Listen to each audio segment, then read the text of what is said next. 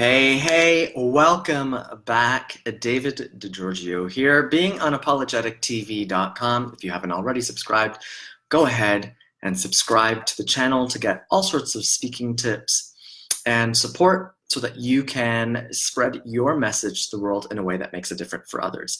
And if you're not already a member of the Facebook group, the Unnetwork, check us out. Look up Unnetwork as the group on Facebook, and we'd love to see you there. All right, so obviously you want to be a speaker. You have an idea worth spreading, a message, a mission, a vision, maybe even obsession. And here's the thing, you're going to fall into a trap. There's a lot of speaker coaches out there, or people who call themselves coaches, who are going to sell you on the idea that if you become a great speaker, that they'll make you a great speaker, and as a result, you'll get booked and paid to speak. Well, unfortunately, that is not the truth always. It can happen, but it doesn't often work that way. And it's actually one of the big tricks, pitfalls, lies in the speaking world. There are several elements or several components, pieces of the puzzle that you need to have in place to position yourself as a speaker. You see, a friend of mine recently told me, well, David, the best speakers aren't the ones on the stage. The people who are on the stage are just the ones who win the stages. And so if you want to win as a speaker, you need to have everything organized in your organization so that you can position yourself as a speaker who does get booked and paid to speak. So there are a number of components that you need to have, and I'm just going to sort of run through some of the components that you need to have, or that will help you position yourself to be seen as a speaker, and so that event coordinators, planners, meeting planners, and so on can actually book you. So the most important piece probably is that you have a brand platform and a positioning that speaks to planners and influencers in your industry. Do you have a brand platform? Are you positioned as an expert? Are you even positioned as a speaker? Is your platform, is your brand putting you out there as a speaker? You also need a website, or at least a page, a single page website that is strategically branded for you as a professional speaker.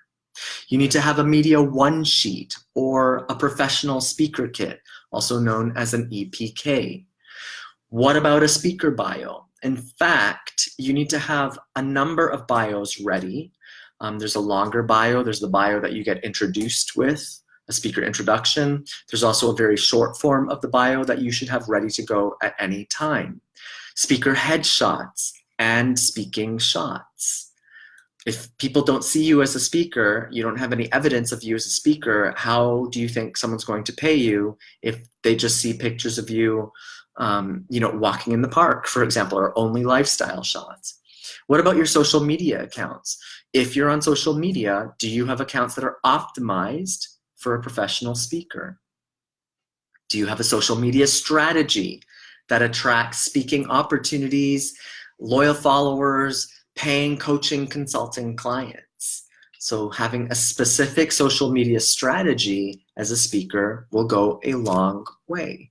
What about a speaker trailer or a Sizzle reel? It doesn't have to break the bank. It doesn't have to be super complicated. In fact, my speaker trailer was very, very affordable. I put it together for under $100. So do you have a speaker trailer or some evidence of you, video evidence of you speaking?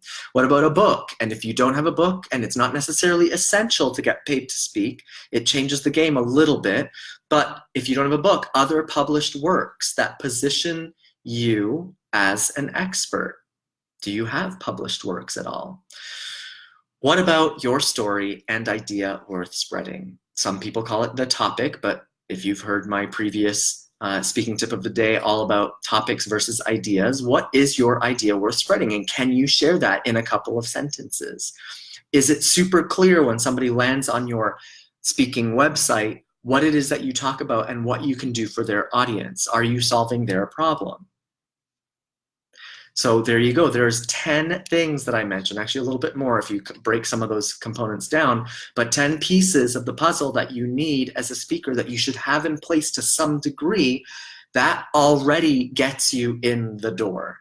Then, of course, you have to be a great speaker, but we can work on that stuff later. So for the next several days, what I'm going to do is dive into each of these components into more detail and give you tips on how you can approach those things. Of course, this is what I do with speakers. In fact, before I take you on as a client, for those people that I do work with on their speaking, generally what I'll do is make sure that they have many of these pieces in place. Otherwise, we're just wasting our time working on your talk because no one's going to book you or pay you to speak because no one's going to actually know who you are.